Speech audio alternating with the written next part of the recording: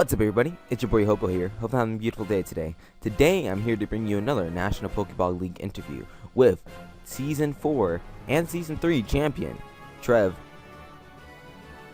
Hello, I'm indeed Trev, and you can hold your applause. I know, I'm pretty famous.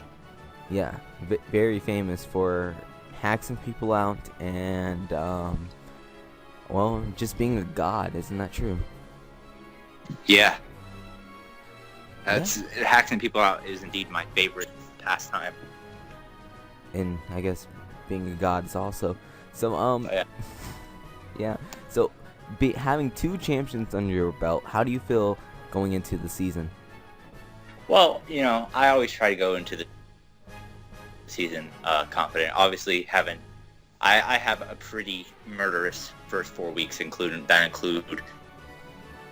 Jolt being my week 1, Riz being my week 2, and then I have Danza being in week 3. That's always a good one, rematch of season 2 that we never had because he was gone season 3. We would have had championship rematch that season, but he had left after season 2. But it's finally nice to be able to get that rematch. And then week 4, I believe I play Cloud. So yeah, if I do say so myself, a pretty murderous first 4 weeks. So I always try to be confident. I'm a little nervous about these first 4 weeks because if I go 0-4, that's going to be really tough to climb out of. But you know, I just gotta stay positive and hope that I can hopefully win at least 2. I'd be ecstatic if I could somehow win all 4. But if I could come out the first 4 weeks at least 2-2, I will be ecstatic. Oh, that's good. That's good. So, do you think that your team, would you like to draft a different team? Because this team that you do have here with Manphy, Megaladios, Terrakion, Entei, P2, Aromatisse, my Negro, Gourgeist, Sharpedo, which I want to see you bring defensive Sharpedo one day, Electabuzz, Sledgender, and last but not least, Escadrille. Do you feel like this is a solid team, or was there something different within this team that you would want to pick up? Well, one thing I do kind of regret is, don't get me wrong, I don't completely regret picking up Megalodius, but I kind of feel like I was pressured to pick it up because it was something lasting until, I believe, the 25th pick, something like that. I feel like I was kind of pressured to pick it, not by anybody else, but just by myself, because I kind of had wanted to try out one of the Megalodies, but Kieran Black was still around, and I kind of wish I would have picked that up instead, especially since it would have given Excadrill a better reason to be there, because like right now, pretty much the only reason for Excadrill to spin is if I bring Fletchender, because even Entei doesn't really terribly need spin support. But other than that, I am pretty happy with my team. Something that did happen was I had Talonflame sniped like the pick before me, so I would have picked Talonflame over Terrakion, and I think I would have been really ecstatic with just my first 4 picks, I believe, because I think that would have given me real confidence to win the league again. But unfortunately, Cheese Boy happened, and not quite as confident in my team as it seems a lot of people are. Like, a good amount of people have really said they like my team, but I don't know, I just feel like there are some flaws in it that you definitely will be seeing me make a lot of early, if not mid-season, trade/transactions through free agency. That's something, so barring, Talonflame over Fletchender, was there anything else that you would wanted? Anything else? Any snipes? Well, not necessarily. Well, I did want a Ditto, but Jolt sniped that for me, I believe, in the same round.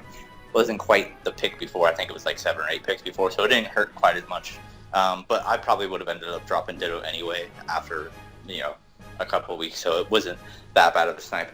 Another thing that I wasn't necessarily snipe, but kind of like, I kind of go back and kind of regret was when after Talonflame got picked, I was really debating between Terrakion and Gengar. And now looking back at my team, I kind of wish I would have picked Gengar because I really do love Gengar. And looking at my team, it is a lot more, I don't know, physical based, I would say. I mean, I do have special things like Manaphy and Aromatisse, which are pretty much purely special. But there are things like Megaladios and Sharpedo that can go either physical or special.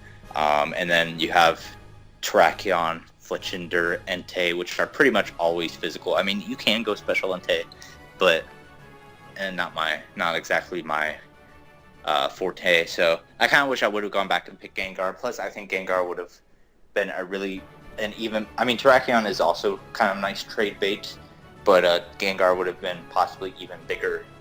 Would have maybe been able to net me more in a trade if I decided to trade it, or if I decided to keep it. I think it would be fit my team a lot better than Terrakion currently does. All right. So your week 1 match versus Jolt and the Toronto Star Raptors. How are you feeling about that right now? I know it is a long-awaited match. Everyone and their grandmother are waiting for this match and to see you get wrecked because Hacks is bad, and I mean, unless you can do the same thing twice, I don't know. So how are you feeling about the matchup? Well, I have a feeling, just a slight feeling, that I don't know, Jolt might actually get lucky for once and hacks me more than I hacks him. That's one feeling I get. The other feeling I get is, I don't know, just the feeling I get from looking at his team is it doesn't really feel like a Jolt-like team. Like, it's a very scary team, don't get me wrong. But it just doesn't feel like, I don't get the, like, Season 2 felt like a Jolt team. Even though back then I didn't know what a Jolt team was, but now I do, looking back at it. Season 3 definitely felt like a Jolt team. Last season, it was probably his best team he's ever had. Unable to be hacked, which I obviously proved wrong in the championship. But I don't know, this season it could be the fact that he had the chance to choose Clefable and chose Sylveon. It could be the fact that usually he doesn't have he does have a powerful fire type, but usually he doesn't have one on the it's a Talonflame, it's an Entei, something like that. It's not something as powerful as Victini. Like, it seems like his team's a lot more offensive than it is defensive, which, he can run some things like defensive Victini, defensive Salamence, but it just seems kind of weird to me. It just doesn't seem Jolt-like. But I am pretty confident that I can at least hopefully give him a good game. If I could pull out a win, that'd be great. But like I said, my first 4 weeks, I pretty much just aim to go 2-2 my first 4 weeks. And if Jolt happens to be one of those 2 wins, that's great. If Jolt happens to, make me have to go 2-1 after that game, then so be it. But it'll definitely be a good match. Yeah, that sounds great. So how about your division matchup? How do you feel about your division? Because I know your division is straight up terror and scary. Yeah. Well, Maddie, obviously, I don't know. I've just never been the same since I played Maddie, like last season. I just haven't been in the same mindset. So, if I could beat Maddie at least once, that would, I don't know, maybe give me some of my confidence. I think I just lost a shred of my confidence when I lost to Maddie. I have no idea why. It kind of just put terror into me whenever I play Maddie. But I'm hoping that if I could at least play Maddie to a really, like, an even better game than I did last. I think the problem was last year is I could have made one play and I almost made the play, and if I would have made that play near the end, I would have won that game, and I still regret that play to this day because that's when I kind of started tanking at the end of last season. Not intentionally, but like literally just I lost 3 games in a row for like the first time in my career. But I don't know. Like, Maddie's definitely going to be a tough match. Cloud, I've actually played multiple times in the other league, in another league. He hasn't. I mean, I beat him both times, but both times it was a 1-0, and both times it was, one time it was by 1 HP Gengar. So just because I beat him both times does not mean the matchup is heavily in my favor. Plus, it's kind of funny because I have an Excadrill, he has a Mega T-Tar, so it's kind of like, and he has a Sand Slash on his team, so it's kind of like a pseudo Sand battle, even though I don't have a Sand setter on my team, although, again, there are such things like getting Little Hippo and Free Agency and possibly getting one of the main Sand setters and trades that could change that, but for now, it's basically just pseudo Sand versus actual Sand. And then Bidoof, who, has never played in a draft format before, his team's kind of, it's weird, but it's kind of disgusting in not the good way in terms of, like, how I have to play it. Like, Mega Beedrill with Sticky Web with Goth is actually kind of gross, and I really don't want to play that. It'll be really tough to play. But I'll just have to brave it. So, looking at my division, honestly, if I could, my hopes, like, my goal is to, at the very least, break even. But, like, my hope is that I can at least go 4-2. If I break even, I'll be happy. But if I go 4-2, 4-2 is my hope. 3-3 is like the minimum I hope to do. If I go less than 3-3, I'm not happy about my chances of making the playoffs. To be honest. That's good. That's good. So, what is your favorite Mon within this team? That's tough. I mean, a popular answer would probably be something like, oh, Manaphy, oh, Excadrill, because you franchise it, oh, Megalodius. Honestly, my favorite Pokemon would probably actually have to be either Sharpedo. Sharpedo's up there. Maybe Fletchinder, because I just like how it was a nice value pick. I really liked the Sharpedo because it was, in my opinion, drastically underpriced. I think it should have probably been double digits, if not at least 2 points higher, because it was only 7. In my opinion, it should be no lower than 9. So that was kind of a steal for me. Let me kind of just take a quick look, just to see if there's anything I might be missing. You go ahead. Yeah, let me just take a quick look. I kind of actually like Entei. I've wanted to try Entei out for a good while too. So, I do like all those mons. I would probably have to say Sharpedo is probably my favorite Pokemon on this team because double offensive water is actually kind of cool. And the fact that I do have an offensive water doesn't mean Manaphy also has to go offensive. That means Manaphy can also perform as like a bulky kind of wall water type. It allows Manaphy freedom. It doesn't have to be that Tail Glow setup sweeper. It doesn't have to be Calm Mind Rain Dance. It could just be knock off U-turn rest Rain Dance, something like that. It can be utility, which is what I really like. Also, Speed Boost Sharpedo, and I really like its move pool. But yeah, I'd probably have to say Sharpedo is definitely my favorite Pokemon on the team. So what do you think would be the underdog of your team? The true MVP. Underdog. That's a good question. I would think the easy answer would be Fletchinder because obviously, it's like mini Talonflame. It's only worth 4 points, but it can do some damage. I honestly might have to go with Electabuzz because there's not too many fast electric types out there, and Electabuzz isn't necessarily, breathtakingly fast. It's only base 105. And honestly, I was deciding between either Electabuzz or a Raichu with one of these picks. But Electabuzz's coverage is just wonderful. It can pretty much hit anything that it wants to. My only wish is that it got Flamethrower like Electivire did, because if I want to run Fire coverage, I do have to run Fire Punch, because fortunately it does not learn Flamethrower until it becomes Electivire. However, that's only one minor detail. Pretty much the only hidden powers, I don't have to worry about running Hidden Power Fire or anything like that. I could just run pretty much the only two hidden powers I ever have to run are HP Grass and HP Ice, because it gets things like Psychic, Focus Blast. And even HP Ice, it gets Ice Punch, so I don't even necessarily need to run it unless I want it to be a full one special attacker. I believe gets Cross Chop. Obviously it gets Focus Blast. And then it gets obviously stab moves, and I think it even gets Signal Beam. So I really do like Electivire. It's not the strongest thing, it's not the fastest thing, it's definitely not the bulkiest thing, but its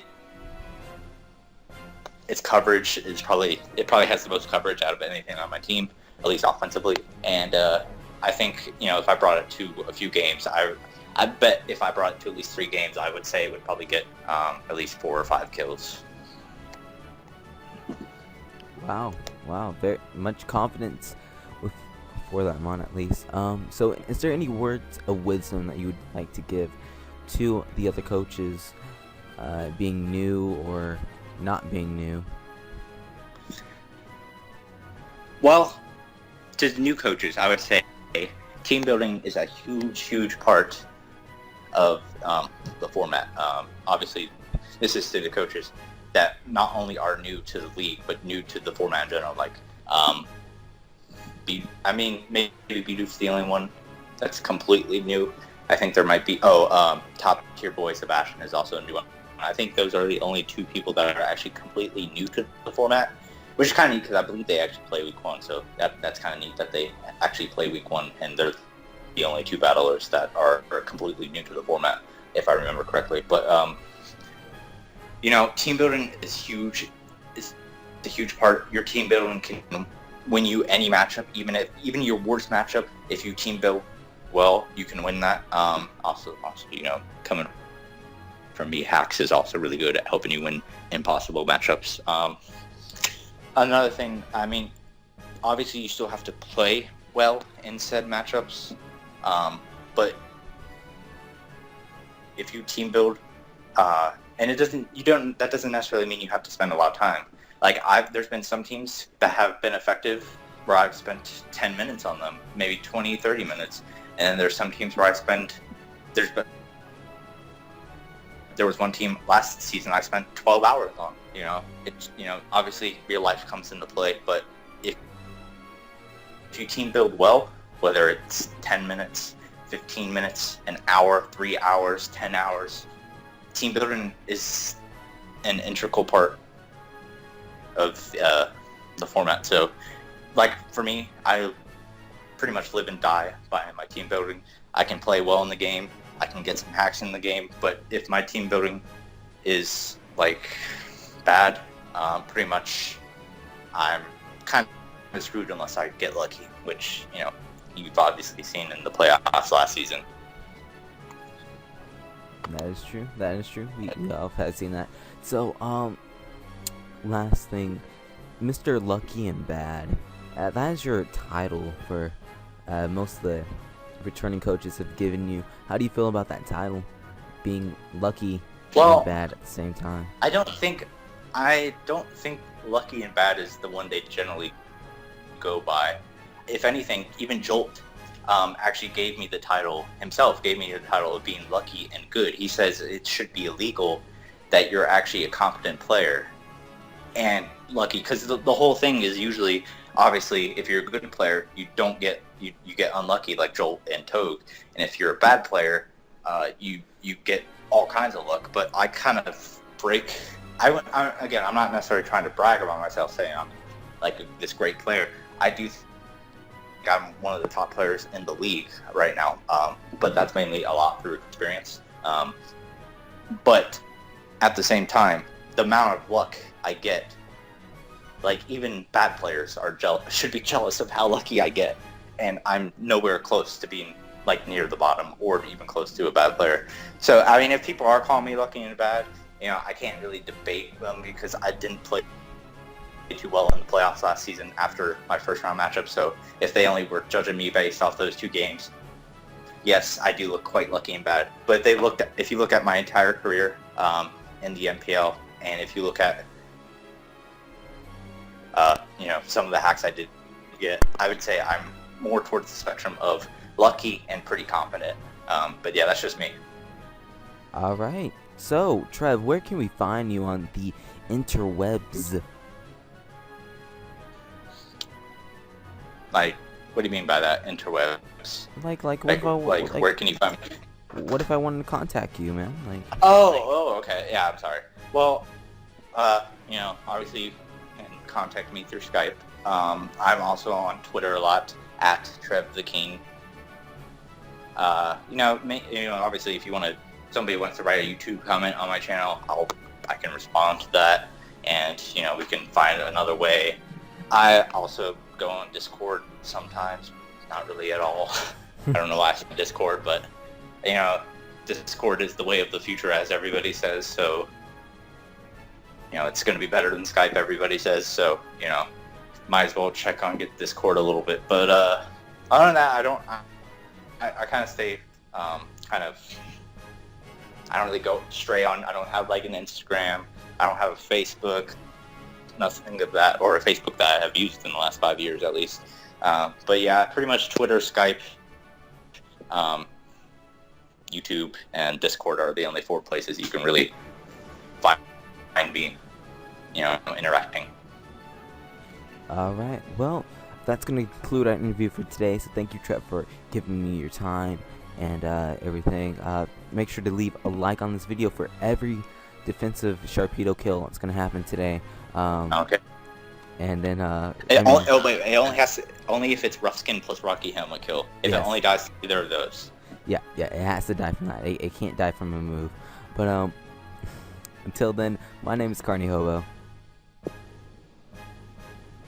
I'm Trev. And we'll be seeing you next time, alright? Bye.